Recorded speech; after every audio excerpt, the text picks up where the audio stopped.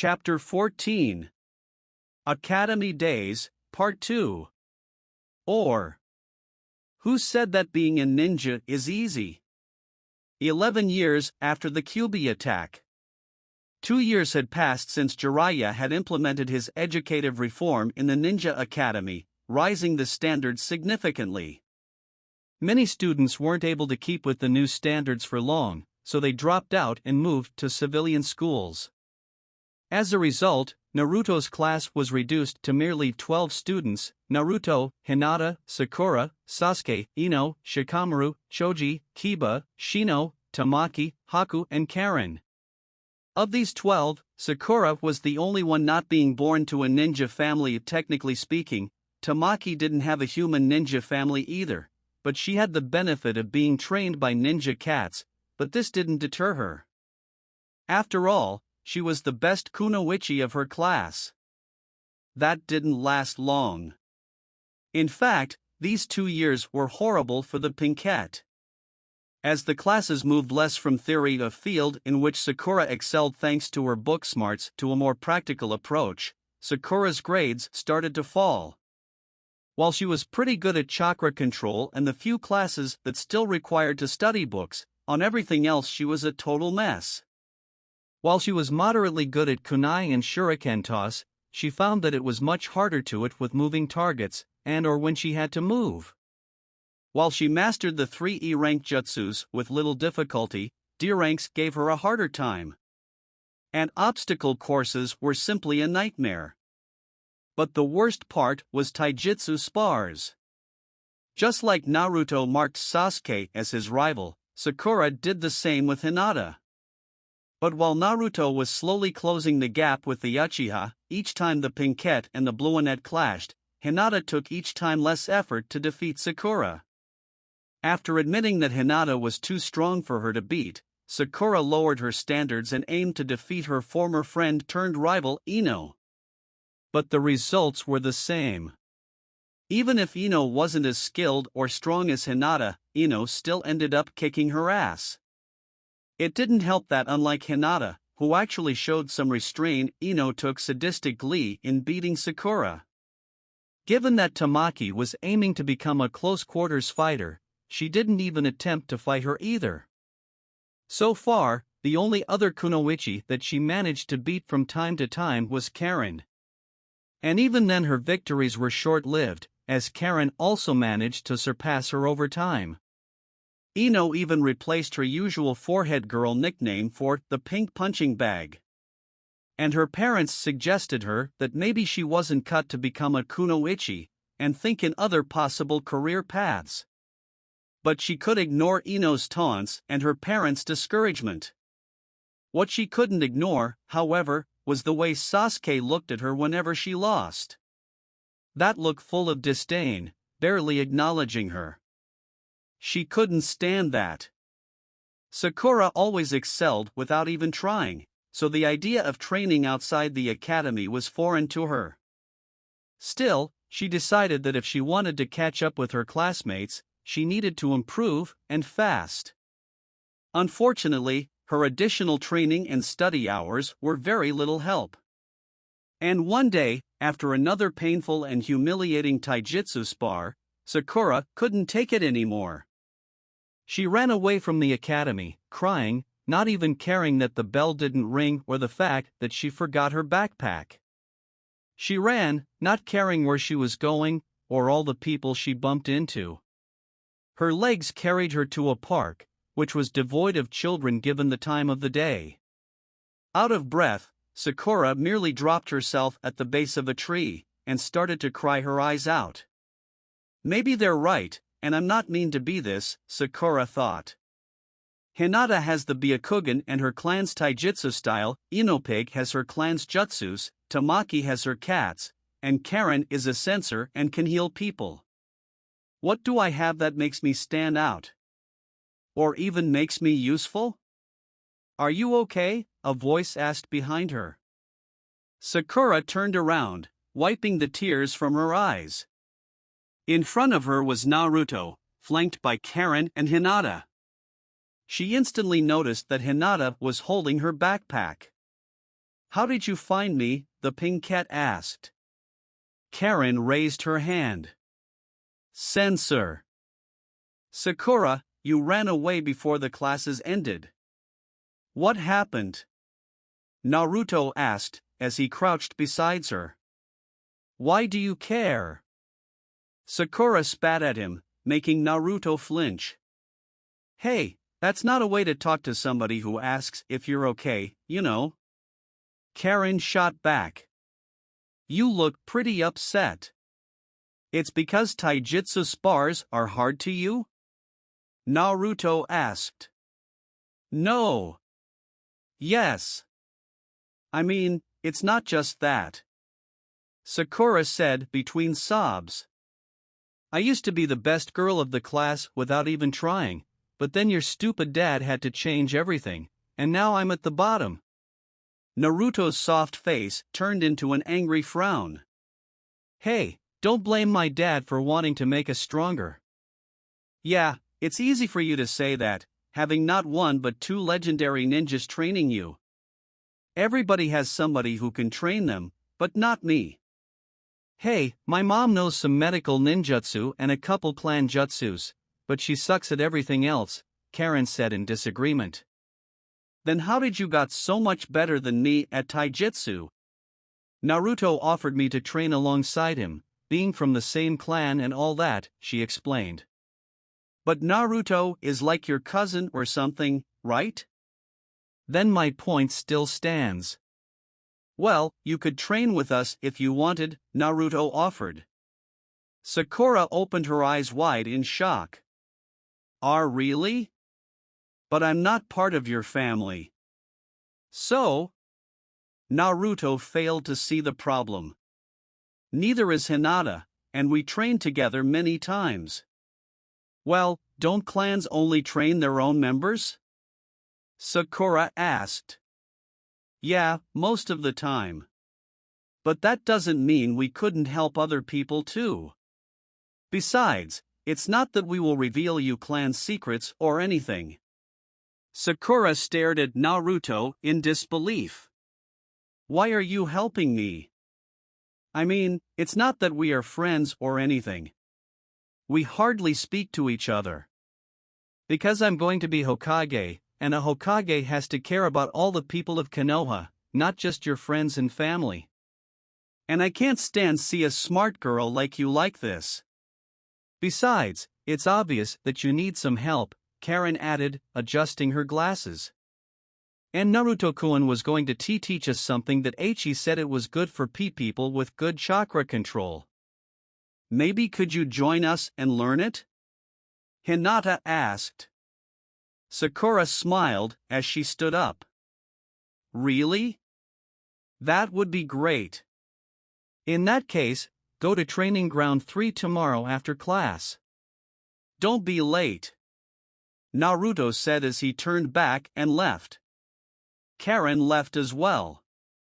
Hinata, on the other hand, approached Sakura and handed her backpack. You forgot this. Oh, thank you. Sakura wiped her tears and accepted her returning backpack. Sakura-san, may I ask you something? Hinata asked. Yeah, sure, go ahead. I mean, maybe it's not my place to ask, but what did make you want to become a ninja? Sakura was taken aback by Hinata's question. Looking back, she couldn't remember the reason for her to join. That wasn't good. She thought that maybe it was to impress Sasuke, but that couldn't be it since she didn't met Sasuke until later. But the reason, yes, she remembers she wanted to become a ninja when she was little, but that was just a stupid, childish dream she had casted aside. I don't remember, Sakura sheepishly said. Hinata looked thoughtful. And do you still want to be a ninja? Why yes, I do. Why? What do you want to accomplish? Being a ninja isn't an end, but a means to an end. I want to become a ninja so I can be the leader of my clan someday. Naruto-kun wants to become a ninja to become Hokage. why do you want to become a ninja? Sakura once again looked inside her mind for an answer but found nothing. Well, she did found something, Sasuke Uchiha. A boy. I want to become a ninja so I can impress a boy, who's already stronger than I'll ever be, Sakura thought, but she clearly wasn't going to tell her that. It is because Sasuke-san? Hinata guessed. Sakura suddenly turned red and jumped back from Hinata. Why do you think that? And what if it's true? It is wrong to like a boy. Everybody knows that you'll love to be more than friends with Naruto. Hinata turned red as well, and yelped. Was she that obvious? But then again Naruto didn't notice how she felt either. That's besides the point. Hinata stuttered, making an effort not to avert Sakura's accusatory glance. Why yes, I like Naruto-kun, but unlike you, I don't neglect my ninja training for the sake of a misguided attempt at impressing him. Sakura gasped at Hinata's accusation, but rather than anger, she felt sadness, for she knew that Hinata was telling the truth. How much time did she spend trying clothes and new hairstyles in order to draw her attention that could have been invested in training? Tears started to form in her eyes. Seeing this, the Hyuga realized that she went too far. Sorry, Sakura-san. I didn't mean to be so hurtful. No, you're right, Sakura replied, fighting back the tears. I'm a mess of a ninja.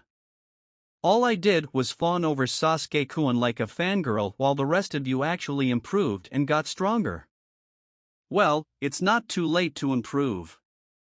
I mean, why you're really smart and have the best chakra control of all of us, I think you'll make a wonderful kunoichi, Sakura-san. This managed to make Sakura smile again. You think so? Hinata nodded. You only need to find something to apply your strengths. In that case, I'll work hard to show everybody that I can become a ninja, even if I don't have a clan. Sakura stated, clenching her fist with determination. Then, she looked at Hinata in the eyes. Thanks for cheering me up, Hinata, you're a real sweetie. No wonder Naruto likes to hang out with you, Hinata smiled in return. Sakura continued eyeing her. And with a little wardrobe upgrade, you could be his girlfriend in no time. Hinata's face pretty much invented a new shade of red. What? Oh come on, drop the cute innocent girl act, Hinata, you're not fooling anyone. Well, except Naruto, Sakura teased. What's wrong with my clothes? Hinata asked as she looked at herself. For starters, why do you hide yourself behind this coat? It's not even cold. Well. Flashback. In the Hyuga compound dojo, Hinata was sparring against her mother, just like she did every day for her gentle fist practice. Suddenly, her mother stopping attacking and stared at her in silence. Hinata grew nervous. Mother? Is there something wrong? Hikari smiled. Oh, nothing, honey. It's just that I think I should buy you a bra. Didn't expect you to develop so soon. Hinata turned bright red and instinctively covered her chest with her arms. End flashback. I like this coat. Oh well. Whatever. Anyway, thanks for the talk again, and for bringing me my backpack. See you tomorrow. Sakura cheerfully said as she walked away. Meanwhile, at downtown Konoha. You have no right to do this. Sasuke angrily protested. Shut up. Just get out of here before I call the ANBU, a shopkeeper replied, just as heatedly, if not more. After the day of the failed Uchiha insurrection, the three remained Uchihas had become pariahs in Konoha. People would glare at them, murmur between themselves whenever an Uchiha was present, although they sometimes were loud enough for their insults to be heard, and treat them with scorn and contempt. Sasuke had learned to ignore all of the above and live with it as he could, but this was the first time they treated him with such an open hostility. Sasuke noticed that he was starting to outgrow most of his clothes, so he decided to buy new ones. However, the moment he tried to enter a store that caught his attention, the storekeeper, a bald man in his 40s with a mustache, wasted no time to kick him out. As the two of them loudly argued, a small crowd built around them, mostly to enjoy the spectacle, but some also joined the argument and threw some insults at Sasuke. Naturally, it didn't take too long before a couple of ANBU arrived to see what was causing the commotion. "What's going on here?" an ANBU with a ferret mask asked as he made his way through the crowd. "Oh, thank Kami you're here. Please take this demon away from my store," the storekeeper demanded the ANBU, while pointing at Sasuke. "You can't do that. This man just kicked me out of his store for no reason." Sasuke protested. "No reason. You're an Uchiha." "That's all the reason I need," the storekeeper replied. "I see," the other ANBU, who was wearing a bear mask, calmly placed a hand on Sasuke's shoulder. "Now everybody calm down, we are going to fix this." Everybody was expecting the ANBU to take Sasuke away, but much to everybody's shock, the ferret-masked ANBU slammed the storekeeper against a wall and placed handcuffs on his wrists. "What the hell are you doing?" the storekeeper angrily demanded. "You yourself admitted to refuse service to a ninja of this village based on his clan alone. That's a clear violation of the clan discrimination bill. Hence, you're under arrest," the ANBU calmly explained as he dragged him away. "What? My wife was killed by those red-eyed bastards, and you take their side," the storekeeper angrily shouted. "You will regret this. Both you and the Hokage. You can't expect us to live side by side with those traitors." "Release him, he did nothing wrong," a random villager said. "Yes, take the Uchiha instead. Kill all of them before they betray us again," another village added. "Enough," the bear mask ANBU bellowed. "Everybody, scatter or you will be arrested as well." The warning was effective, and people quietly resumed with what they were doing before the incident happened. The bear-masked ANBU was about to ask Sasuke if he was okay, but he noticed that the young Uchiha had already left. The next day after class, Sakura headed towards Training Ground 3, where Naruto, Hinata and Karen were already waiting for her. They were standing in front of a very large rock. "All right, everybody is here, so we can start now," Naruto enthusiastically announced as he looked at Sakura.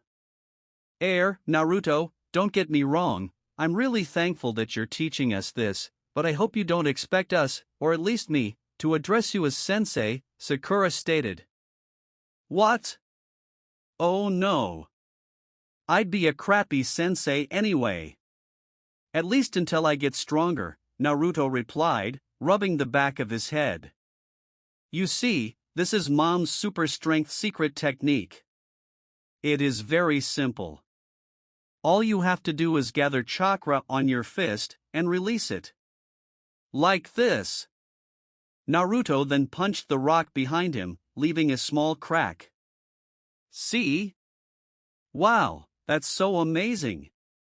Karen gushed. Does it hurt?" Hinata asked. "A little. That's why you also need to keep some chakra in order to shield your hands from the backlash. My chakra control is still far from perfect, but yours is much better. Why don't you give it a try?" Naruto moved aside from the rock in order to leave the girls enough space. The first one to go was Karen. Just as Naruto instructed, she gathered chakra on her fist and punched the rock, leaving a bigger crack than Naruto's. However, she also shook her fist in pain once she was done. Ah!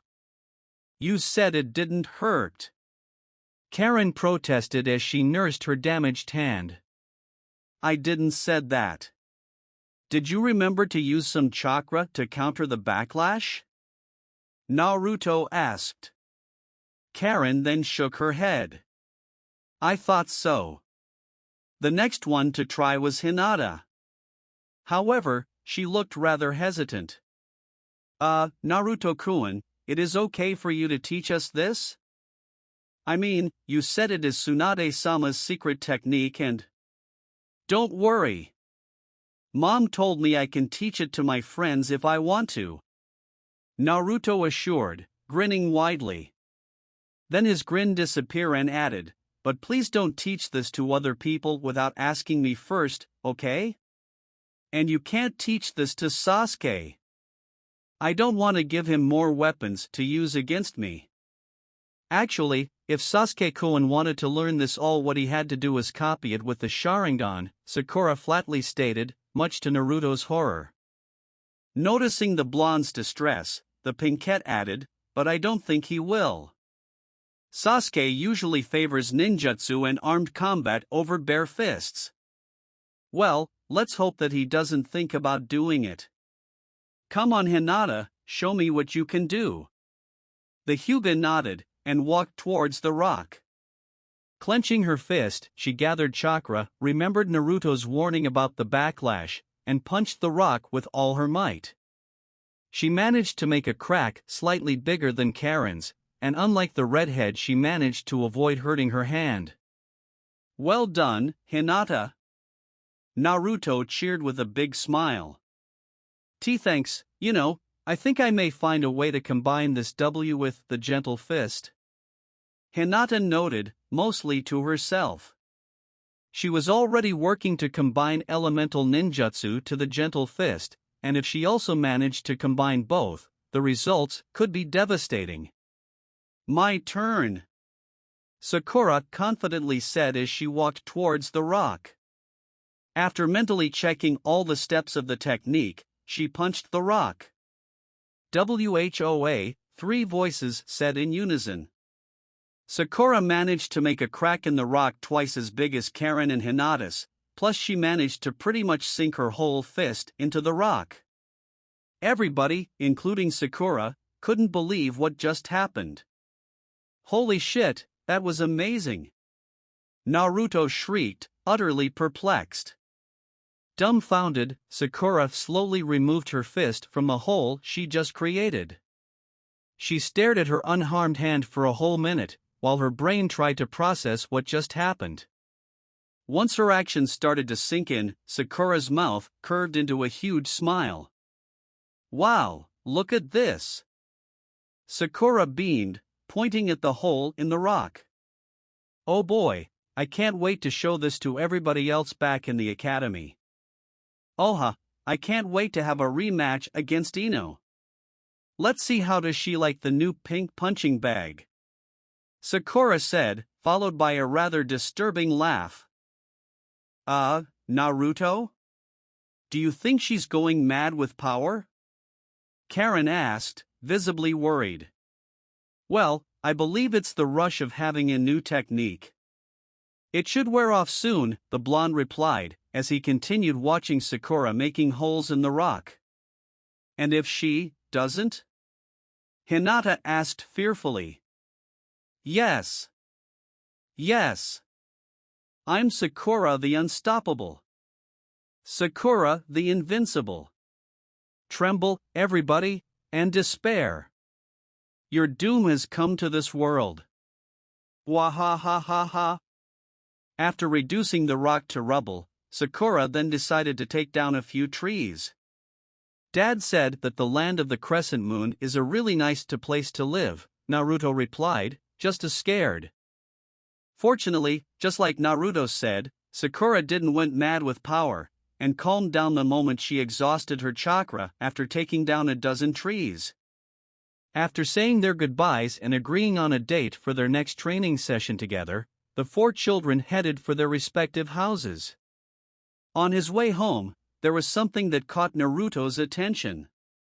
Sitting alone on a small pier on the Naka River was no other than Sasuke Uchiha, his hands crossed under his chin, looking absent-mindedly at the orange and yellow reflection of the descending sun in the water. Sasuke was never the more social person to begin with, but since the Uchiha coup d'état 3 years ago, Sasuke had become even more quiet and asocial. Talking to him had the same effect as talking to a wall, and he usually lashed out at those who insisted on making him talk. Then again, Naruto could never understand what the boy was going through. Not only he had lost almost his entire family in a single night, but on top of that the standing of his once proud clan was lower than dirt. Itachi got a pass, since there were multiple witnesses to his acts and how he was instrumental in stopping the insurrection and saving the third Hokage. But Sasuke and Shisui were pretty much the new village pariahs. And while Shisui managed to ignore the cold stares, murmurs and the passive hostility, Sasuke was too young and didn't have the emotional maturity to deal with that. And, as such, he decided to close himself from the world. He had seen Sasuke like this many times, but for some reason never had the courage to go and try to talk to him. But given how he helped Sakura today, Naruto thought that maybe helping Sasuke wasn't beyond his power. Making his decision, the blonde Jinchuriki walked towards the youngest Uchiha. "Hey, Sasuke!" Naruto shouted. Sasuke didn't even turn back to look at him. "Go away, idiot. I don't want to spar with you now." "What? Oh, come on, you didn't even let me finish." "I don't want to fight you, just talk." "I don't want to talk either," Sasuke scoffed. "You know, you've been pretty cranky since, well, you know." Naruto rubbed his arm and looked sideways even if Sasuke wasn't even looking at him. "And you think you can help me?" "Yes, of course I can," Naruto excitedly replied. "All right. Tell me, did you ever lose most of your family in a single night, yet you have absolutely no one to blame for their deaths, and on top of that people want you to pay for their crimes?" No. I'm afraid not." "Then we have nothing to talk about.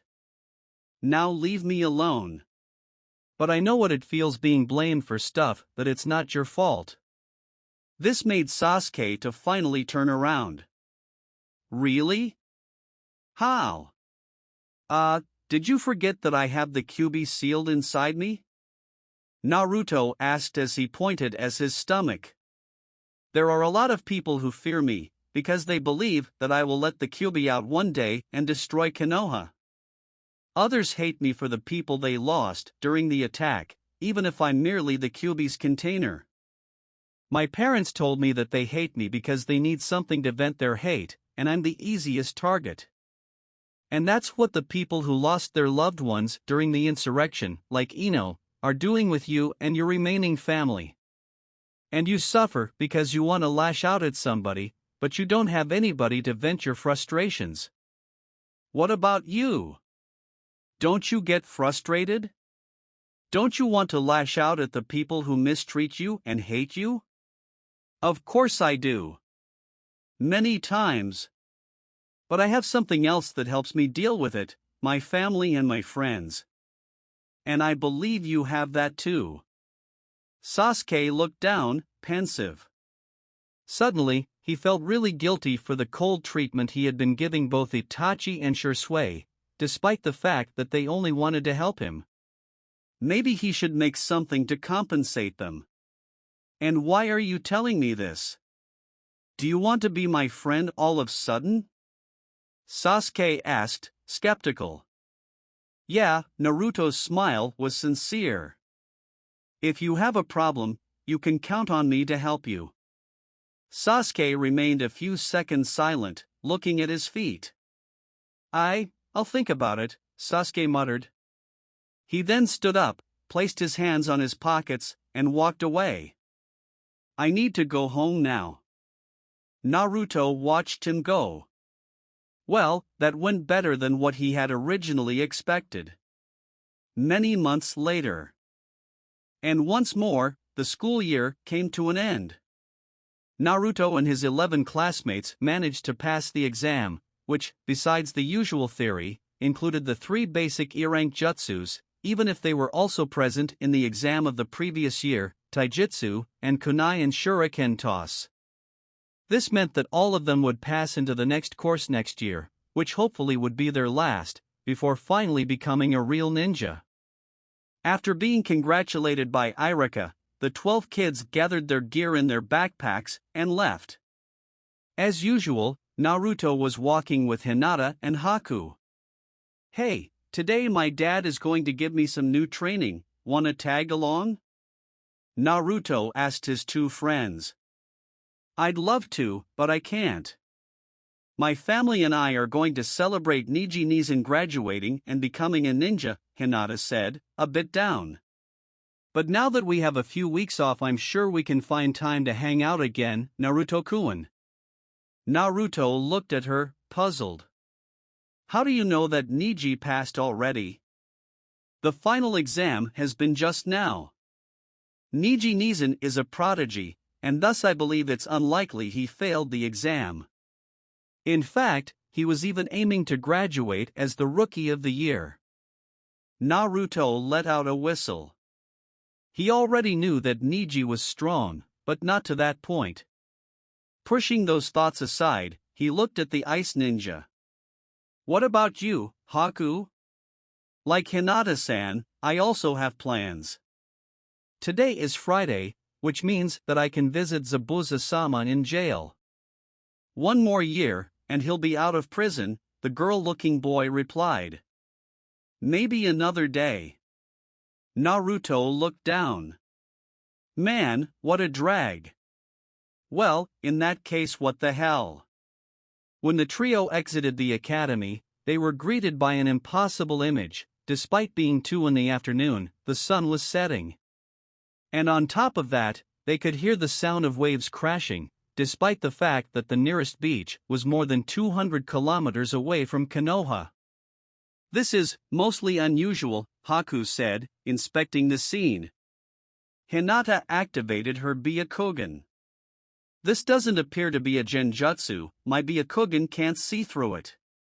Before Naruto could say anything, he was interrupted by a pair of loud voices that came from somewhere near them. He could swear they came from within the academy. "It was thanks to you that I could graduate, Guy-sensei."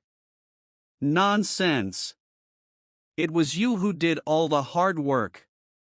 I only gave you some pointers." "Guy-sensei. Lee. Guy-sensei. Lee. Guy-sensei. Lee. Okay, I think I'm getting out of here before things get even weirder," Naruto said as he trailed off. Haku and Hinata did likewise. Konoha Prison. Haku was sitting on a table, flanked by his legal guardians, Yugao and Hei-8, who were close behind him. At the other side of the table was Zabuza, wearing the prison uniform, with shackles and both his wrists and his ankles. "Good afternoon, Zabuza-sama. How have you been since I last came to visit you?" the ice ninja asked. "Same as always. The food is trash, the company is even worse, and I can't start a fight without being thrown into solitary confinement for a week. But other than that, I'm fine," the demon of the mist replied. "This will end soon. Next year I will be a ninja, and the Hokage will have to release you under probation. That's if he keeps his word." "Of course he will." Yugo slammed her fist on the table. "How you dare to doubt the word of the Hokage? Trust me, girl, being a Kage isn't something that makes him deserving of my trust, or anybody's trust, for that matter. I learned that the hard way." Hei cleared his throat after coughing a few times. "I don't know how things are in Kirigakure, but in Konoha we tend to keep our promises and deals. Well, it's just that I know how much you guys like bloodline limits, and Haku's is especially powerful. I really find hard to believe that he will let us go that easily once I finish my probation. Like Hayate-kun said, things here are different. Do as you're told, and there won't be any troubles, Yugo said. We'll see. Zabuza then redirected his attention to Haku. What about you? Are they treating you good? Haku's mouth curved into a smile. Yes. I made a few friends in the academy. Yugo-san and Hayate-san are really kind to me, and I can show my powers without being afraid of being persecuted. Konoha is a nice place. It's good that at least one of us is enjoying their stay here, Zabuza mentioned. Smart. Really smart, Jiraiya. Haku seemed to catch Zabuza's thoughts, and his expression turned serious. But that doesn't mean that my loyalty towards you has wavered in the slightest. Once you finish your probation, I will go follow you should you choose to leave Konoha. Zabuza smirked, baring his sharp teeth. Good to hear that. They continued talking for quite some time. Haku talked about the training he was getting from both the academy and his legal guardians, to which Zabuza constantly claimed that he would make a much better job. Zabuza also told him the little novelties that went in prison from the last time the ice ninja came to visit. Until they finally hit the 45 minutes mark, and Zabuza was brought to his cell.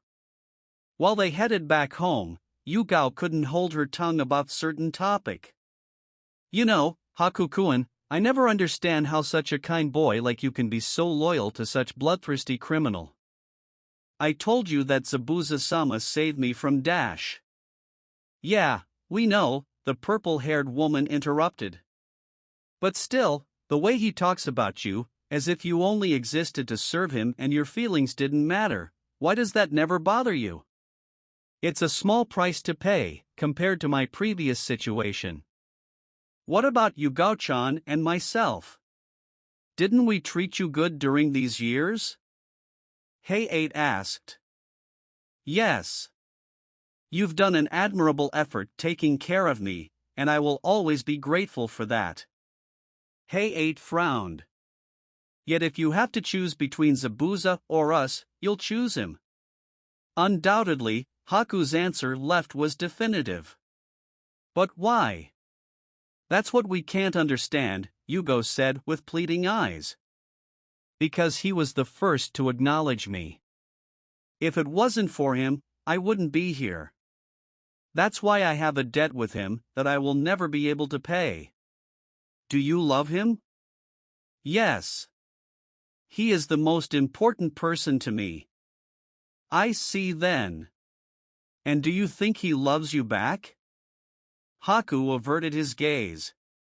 That's irrelevant. You didn't answer my question.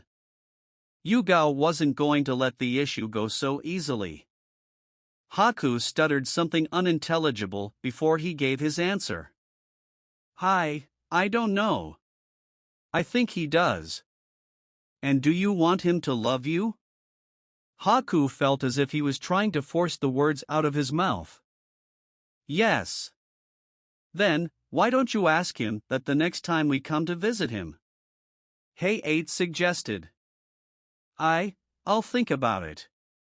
Can we talk about else now, please? Haku asked with pleading eyes. Yes. I believe we give you enough hell for that. So, do you want to have dinner at home, or do you want for us to go out? Training Ground 3. Alright Naruto, this year will be your last at the academy, so we will make sure that by the time you graduate, you're good enough to become a Chunin. The only thing you'll need then will be experience, and that will come with the missions, Jiraiya explained. Now, show me what you can do before we move into something new. Naruto and Jiraiya spent half an hour sparring, while the Toad Sage made comments about things that Naruto had improved and others that he needed to work out. Then, he asked Naruto to make him a demonstration of his ninjutsu skills. First, the 3 E-rank jutsus Naruto had finally learned to do the body replacement without needing to do hand seals, and later his few winjutsus. So, how it was? Naruto asked, expectant. Pretty good. But then again, it's no surprise, given that you have such an awesome teacher like myself. I am the Hokage after all, Jiraiya said, with a self-aggrandizing air. Though your mom helped as well. Naruto was about to retort, when a realization dawned on him. Hey, I just realized something, Naruto said, narrowing his eyes at Jiraiya. Shouldn't you be at the Hokage's tower? How can you have so much spare time to train me? Oh, you noticed? Jiraiya asked with a foxy grin. You took your sweet time. And before you start throwing accusations, the answer is that I'm not the real Jiraiya, but a clone. The real me is back at the tower, working. Technically, the real Jiraiya was in a secret room in the tower writing the next Ika Ika installment, while another couple of clones worked on the paperwork. A clone? But, I can touch you. You mean that I'm solid? Yeah. Because I'm not a normal clone, but a shadow clone. Not only I'm solid, but I possess all the knowledge and jutsus from the real Jiraiya. And all the knowledge I gain will be sent to Jiraiya once I'm dispelled. Whoa, that jutsu, it's so cool. And how durable are you? It depends, but shadow clones are usually rather fragile, and a strong hit is enough to dispel them. Still, Jiraiya's clones are rather sturdy, and nothing less than a stab will dispel them. I see. And do the pain of the clones feel go back to the original too? No. Just the knowledge. Okay, then let me try something. Naruto said as he pulled out a kunai from his pouch. Hey kid, what are you dash? But the Jiraiya clone didn't time to react before Naruto sank a kunai on his chest, exploding in a cloud of smoke. 10 minutes later, Jiraiya, or better said, another clone reappeared. Seriously brat, don't do that again. Jiraiya shouted in a scolding manner. We're wasting a lot of time. Not to mention that seeing you trying to kill me was disturbing as hell. Can you teach me that jutsu? Naruto asked, starry-eyed. This is a forbidden jutsu that is only taught to jonin, Jiraiya replied. Naruto's stars vanished from his eyes. But then again, it's due its heavy chakra cost. And since you have way more chakra than the average genin, I don't see why you shouldn't. The stars returned once again to Naruto's eyes. The Toad Sage explained the process, which was surprisingly simple for being a forbidden jutsu. Once Naruto heard the explanation, he formed a cross with his index and middle fingers from both hands, and made his first attempt. Shadow Clone Jutsu. 15 Naruto clones appeared from just as many small cloud explosions. Jiraiya looked at the display, speechless. Holy shit, brat! I knew you have a lot of chakra, but this is way too much. Jiraiya shouted in shock, unconsciously stumbling back. Hell, I have pretty big chakra reserves and I can't make more than 6 clones. Naruto grinned. I can do more if you want. No, it's okay. Boy, if I knew this, I could have taught you this jutsu way earlier. This is going to accelerate your training big time. Naruto tilted his head. Come again? Brat, did you forget already what I said about the original retaining the knowledge of the clones? Wait, so that means I could have 5 clones learning 5 different jutsus at the same time, and thus I'd learn 5 jutsus in the time it takes to learn just one? Jiraiya smiled. You got it right. Naruto looked as if his birthday had just arrived. Oh boy, this is awesome. Now I'm going to be the most awesome ninja who ever lived in no time. Come on, teach me something else. I like your enthusiasm, kid. Your dad was just as eager to learn as you are. And thus, I believe it's about time you learn a jutsu that it's pretty much a family tradition. How do you like the idea of summoning an animal companion to help you in battle? Many months later. And once again, a new school year began. One of the perks of Jiraiya's reform was the introduction of optional subjects, which would help the future genin to choose their specialization as soon as possible. That means that, for a couple hours, the students wouldn't be together in the same classroom or training ground. Medical Ninjutsu Course, Konoha Hospital. Welcome everybody to my class. I'm sure everybody knows me, but I'll introduce myself nevertheless. My name is Tsunade Senju, and as you guessed, I will teach you medical ninjutsu, the slug Sannin announced, staring at her 5 students. Now, why don't you introduce yourselves and tell me why are you interested in learning medical ninjutsu? I think I will go first, Sakura said. She cleared her throat. My name is Sakura Haruno. I know that medical ninjutsu requires a fine chakra control and intelligence, traits I'm sure I possess. As for my motivation, I believe it's a good way to help my teammates in battle and make myself useful. Nice introduction, kid. How many times did you rehearse it in front of the mirror? 5 times, I mean, none. What I said came from the bottom of my heart. Swanda smirked, amused. Sure, I believe you. What about you? She asked, looking at Ino. My name is Ino Yamanaka. I also think I have what it takes to be a medic.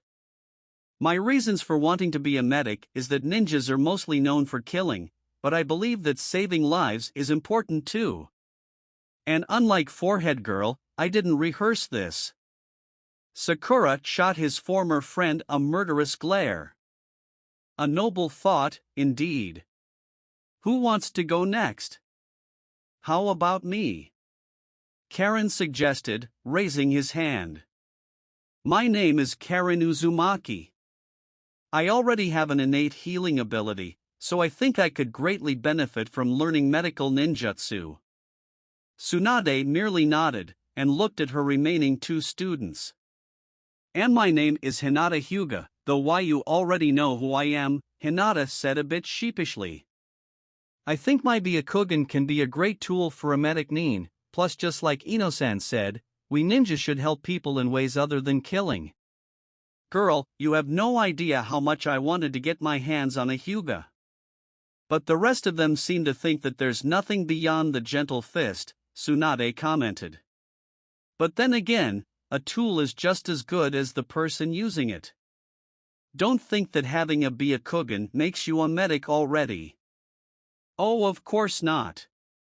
Tsunade then looked at his last student, who took the hint and spoke. My name is Shino Aburame. Like Karen, I also know medical ninjutsu. But then again, our clan's medical jutsus involve using our insects to repair our bodies, and thus non-Aburames are quite reluctant to be healed this way. And since I have an extensive knowledge of human anatomy, I believe I have a good base to learn mainstream medical jutsus. Good to have somebody in my class with a Y chromosome. I don't know why most men are so unwilling to learn medicine, Tsunade mused to herself. Alright, now that introductions are over, let's get started. The first thing you'll learn is the mystical palm jutsu, the basic healing jutsu, and the one you will use the most. My knucklehead of a son, who has an average chakra control and 0 aptitude for medicine, learned this jutsu in 2 weeks, so I expect you to learn it in less than 1. Now open your books on page 7 and read. Chakra Flow Course, Training Ground 18. Welcome to Chakra Flow Course. My name is Hey-8 Gecko, and I will be your teacher, the special Jonin said before coughing a couple times. You know, I wasn't expecting this many people to attend this class. Hi-8 students looked at each other a bit puzzled. They were Naruto, Sasuke, Haku, and Tamaki. Was Hey8 expecting less than 4 people? In case you're wondering, last year I only got one student. A girl named 1010, do you know her? No? Oh, never mind then, Hey8 coughed again. Okay, now I'll explain you the basics of chakra flow. Like the name implies, it consists in channeling your chakra through a weapon to increase its power, as well as adding it other attributes. Now watch this. Hey8 then tossed a kunai at a bullseye in a tree stump. The kunai's point stabbed itself in the middle. Now, watch what happens when I charge the kunai with my chakra before tossing it. Hey8 showed the kunai, which had a faint blue glow, and tossed it against another bullseye. Except this time, the kunai drilled itself into the stump, making multiple large cracks. Naruto and Tamaki opened their mouths in awe, while Sasuke and Haku merely nodded. As you can see, good chakra control is essential to master this art. What I did was channel normal chakra. If you learn elemental chakra, you can coat your weapons in fire or electricity. Now take out a kunai or a shuriken. Yes, Haku, a sunban is also fine, and try to do it yourselves. Don't get frustrated if you don't get it at the first try. Elemental Ninjutsu Course, Training Ground 11. As many teachers expected, this was the optional subject with the most students. All of them actually. Iruka himself was the instructor. Behind him were 5 opened boxes with scrolls on them. The boxes were labeled with the kanjis for fire, water, earth, wind and lightning. I'm glad to see all of you here. You know already me and I know all of you, so we can skip the introductions and get down to business. Iruka pulled a small sheet of brown paper from a pouch of his flak jacket. Does anybody knows what is this? Yes, Naruto? A chakra litmus paper.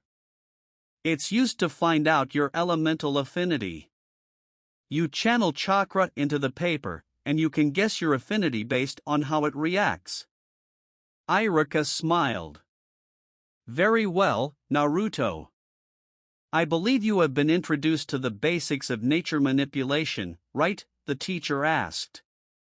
Naruto proudly nodded. Does anybody else knows the basics of nature manipulation? Sasuke, Haku, and Hinata raised their hands. Okay. As you can see, there are some boxes behind me. Said boxes have some D rank and C rank jutsus. Your task for today is to pick one and try to master it. The rest of you, take a litmus paper from me and see which is your affinity. If the paper burns, is fire. If it gets wet, is water. If it turns to dust, is earth. If it splits in two, then is air. And if it wrinkles, is lightning. Shikamaru, Choji, and Tamaki got fire. Karen, Kiba, and Shino got earth. Ino got water. Iruka-sensei, I think I have a problem here. Sakura said as he walked towards him. The teacher smiled. That's why I'm here. What's wrong, then?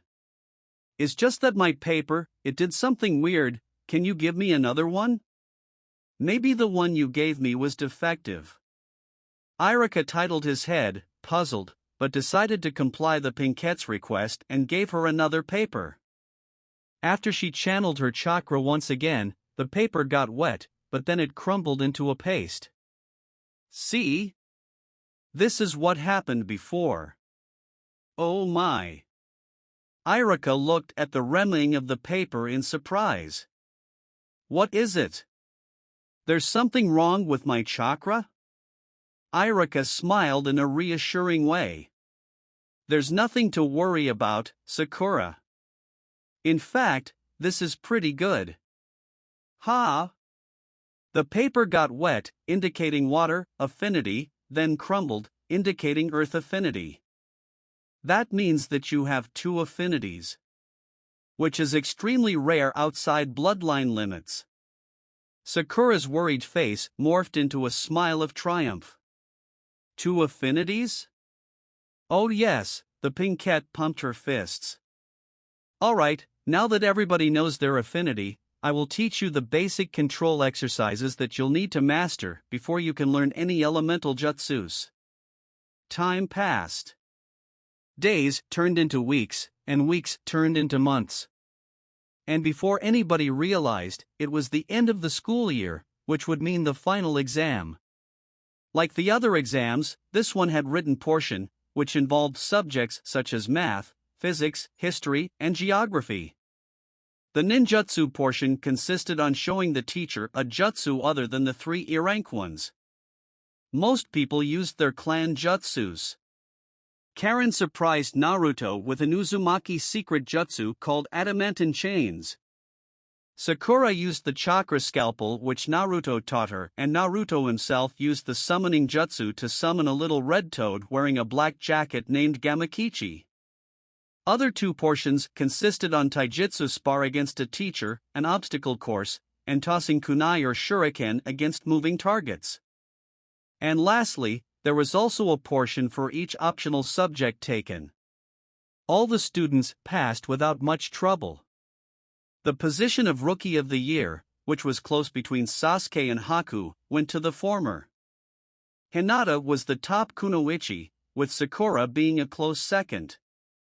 Irika congratulated each of his students at the same time he gave them their desired forehead protectors, signifying the fact that they were now real ninjas. He also told them to come back tomorrow to know their teammates and their Jonin senseis. At the academy's entrances, the 12 new ninjas were being congratulated by their clans and families.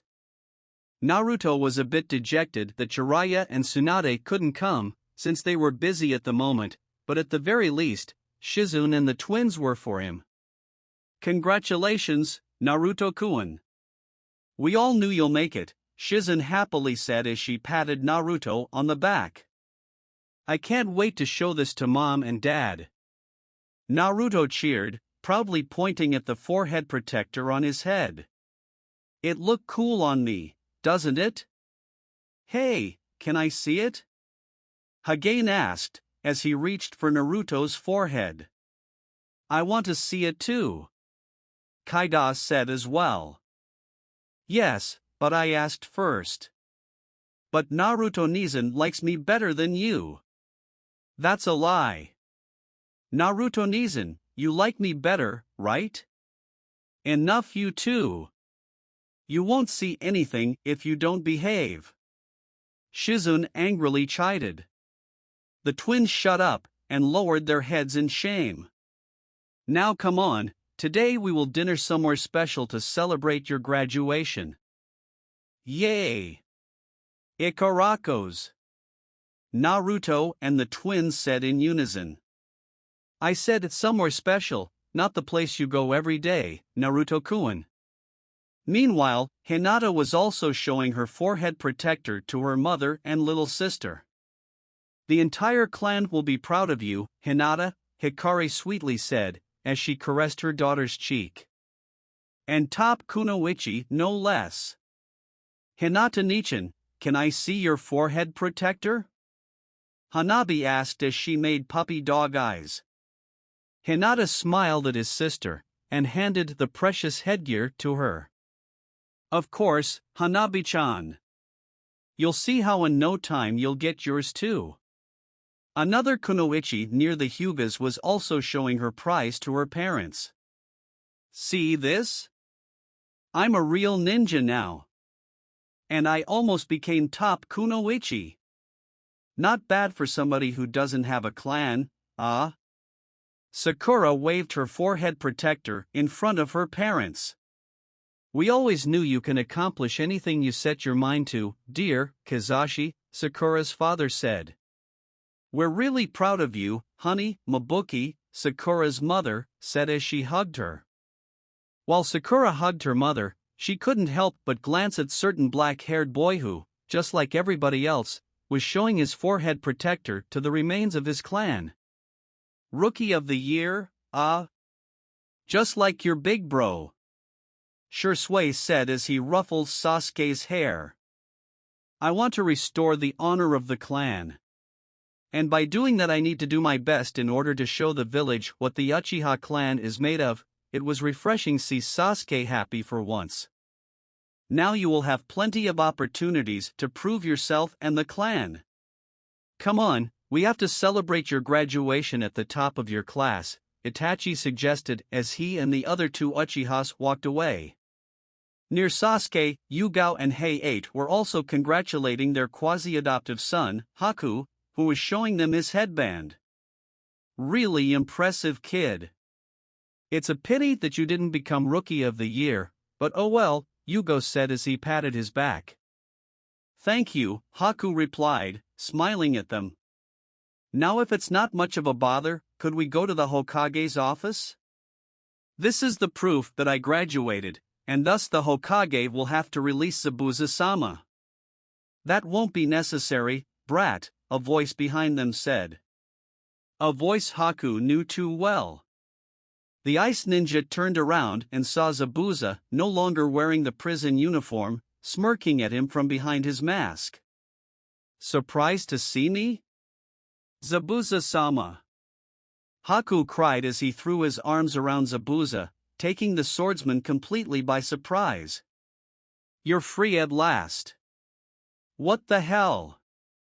Zabuza asked in shock as he held his hands upwards, as if Haku was made of fire. Hey, big guy, why don't you try hugging the kid back? Hei-8 suggested, while repressing a cough. Maybe you even like it. Going against his better judgment, Zabuza awkwardly wrapped his arms around Haku, and patted his back a couple times. What the hell is this place doing to me? Undisclosed location. In an underground location, a vast man-made cavern decorated with statues of snakes, 3 men were present, 2 of them having a conversation, while the third one listened intently. 2 of them had silver hair, with one of them also wearing glasses. The last one was taller than the other 2, had pale skin and long black hair. The latter man spoke first. So, tell me, Mizuki-san, what is your reasons to join my humble organization? Mizuki was bent down on one knee, looking at the floor. In front of him was a man whose immense power was only rivaled by his even greater ambition. This man could give Mizuki all what he ever wanted, or he could end his life right here. The former Konoha teacher had to choose his words carefully. Because I believe that we're the same, Orochimaru-sama. Like you, I'm a man not bound by petty morality. Like you, I'm a man that will stop at nothing to achieve my goals. Like you, I'm a man who wants to become stronger at any costs. And like you, I also left Konoha when I realized that that place had nothing more to offer. Orochimaru couldn't repress a smirk. You certainly has some guts, Mizuki-san, comparing yourself, a mere teacher, to somebody like me. Mizuki gulped. He needed to fix this fast. At no point I said that we were equals, Orochimaru-sama, but that we have similar mindsets. That's why I believe that my place is at your side. Orochimaru chuckled. He certainly enjoyed watching that lowly man squirm in a pathetic attempt at making a good impression. Orochimaru had already made his mind, since you can never have enough foot soldiers or guinea pigs, but he decided to pressure him a little more, just for his own amusement. And tell me, what could you offer to me and my organization to be accepted on it? Our numbers might pale in comparison with the great villages, but even we have standards. Mizuki smirked and reached for his bag. That's why I brought a present that I'm sure you will enjoy. Upon seeing the bag's content, Orochimaru's yellow eyes expanded considerably. He took a step forward to check the item better. The forbidden scroll of the first Hokage, Orochimaru said in awe, passing a hand through the much-desired item.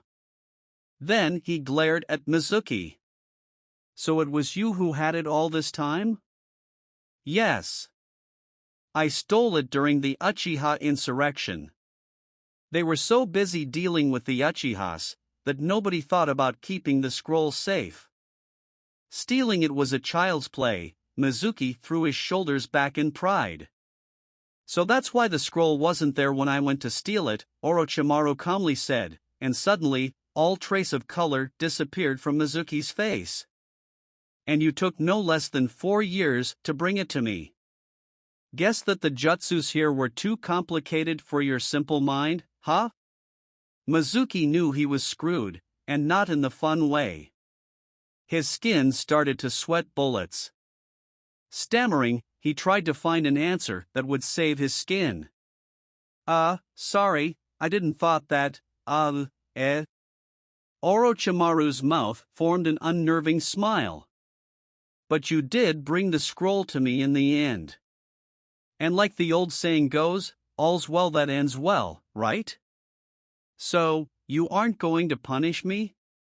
No, Mizuki-san. In fact, from this day onwards, you're now a ninja of Otogakure. Since you were a teacher, I believe you'll have no trouble training a squad of young recruits, right? Of course not, Orochimaru-sama. I'm eager to start working for you. Good. Kabuto, walk Mizuki-san towards his bedroom, please. Yes, Orochimaru-sama, the bespectacled ninja said, as he and Mizuki walked away.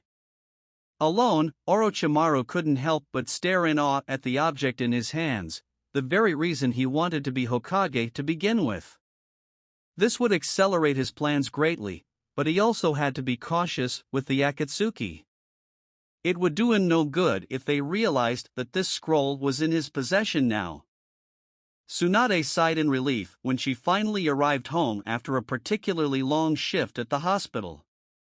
She hated missing Naruto's graduating ceremony, but she simply couldn't leave in the middle of a delicate surgery, which turned out more complicated than the initial diagnosis suggested. Anyway, at least she could give Naruto her congratulatory gift. She only hoped that Naruto wouldn't be too upset with her. The living room was empty, and so was the kitchen. She was about to go upstairs when a sound in the backyard caught her attention. And indeed, she saw Shizune in a light taijutsu spar with the twins, which immediately ended after her children and apprentice noticed her presence. Moem, both white-haired kids said in unison as they rushed to her. Hey Mom, Naruto Nizan is a ninja now. They even gave him a headband. Hagane excitedly commented as he tugged his mother's jacket. I know. I don't have any doubts that Naruto passed the exam without much trouble, Tsunade replied. Hey, now that you mention it, how is that you don't have a headband, Mom? Kaida asked. It's somewhere in my room. I don't use it because I find it uncomfortable, Tsunade told her daughter as she ruffled her hair. Then she turned at Shizune. Where is Naruto? In his bedroom, was the black-haired Kunoichi's answer. And, how is he? Tsunade asked, feeling a bit uneasy. He was a bit upset that neither you nor Jiraiya-sama showed up, but I believe he understands why. I don't think he'll be mad at you, Shizune replied, trying to sound reassuring. Tsunade sighed, though she wasn't completely relieved, at least not until he talked with her eldest son. All right. I'll go to see him and give him his gift. Gift? Do you mean? Tsunade merely nodded. Enter. Naruto said after somebody knocked the door. He had an idea of who could be. And just like he expected, Tsunade entered his bedroom. Hi, Tsunade timidly said. First of all, I'm sorry for missing your big day, Naruto. Naruto simply smiled at her. It's okay. I know that your work at the hospital is important and sometimes you have to stay until late. And Dad's the Hokage, so that goes without saying. Tsunade smiled back at him. I'm glad that you're not mad at me. The Sannin then sat in the bed alongside him. So, you're a ninja now, how do you feel? Truth be told, the same as yesterday. Soon you'll start taking missions. Are you nervous? A foxy grin appeared on Naruto's face. Of course not. This is what I was born to do. Tsunade couldn't help but giggle a little at the display. I'm glad that you're so confident. That's good. But do not get too overconfident. That can get you killed in our line of work. Of course. You don't have to worry about me, Mom. There was a moment of silence. Tsunade keeps staring at Naruto, whose smile never left his face for a single moment. Anyway, besides that, I also came here to give you a gift. You know, for finishing the academy and becoming a ninja. Naruto grew excited upon hearing the word gift, as his mind raced through the possibilities. Really? What is it? Without uttering a word, Tsunade removed the necklace from her neck and placed it around Naruto's. All the enthusiasm from the blonde Jinchuriki disappeared, replaced by an overwhelming sense of awe. Mom! Naruto said in an uncharacteristically low volume. The necklace of the first Hokage, why? Don't you like it? No. I didn't mean that. Naruto quickly stuttered as he shook his hands in negation. It's just that, shouldn't you give this to Again or Kaida? This crystal has the chakra of the first Hokage, just like them. Besides, they're your real kids. Tsunade's expression hardened. She then grabbed Naruto by his shoulders, forcing him to look her into her eyes. Naruto, listen to me. Maybe you didn't come from my body, but you're my son as much as the twins, and I will not let anybody say otherwise. Besides, with that necklace, now all my children have the chakra of my grandfather with them. For once, Naruto was at a loss for words. Thank you, Mom. Tsunade's stern expression was replaced by a warm smile. You're welcome, kiddo. Now make me and the village proud. You can bet I will, the Jinchuriki replied, with one of his trademark wide grins. The next day at the academy. Irika looked at his now former students with pride. They were sitting on their usual seats, for what will be the last time. The teacher was afraid that Jiraiya's educational reform will turn into a slaughterhouse, and while many students ended up dropping out due to the increased standards, these 12 kids persevered until the very end and came out triumphant. Turn out Jiraiya-sama's idea wasn't so harebrained after all. This kids will be way more prepared for the future than if we stuck to the old model. Clearing his throat, Irika spoke. I told you yesterday already, but let me congratulate you again. It has been great having you as my students, but now, somebody else will take my place, somebody who will be able to teach you according to your growing needs. You will be organized into 4-man cells, composed by 3 genin and a jonin, that will be your commanding officer, as well as your teacher. In the past, we used to make the teams based on grades, so the average grade of each team would be more or less the same as everybody else in order to have balanced teams. But Hokage-sama thought that this idea was stupid, so he suggested to create specialized teams based on the skills of its components. Some people like it, others preferred the older system, but it doesn't matter. It's what the Hokage wants, and his word is the law. And without further ado, these are the team formations. That is all for this video. See you next time.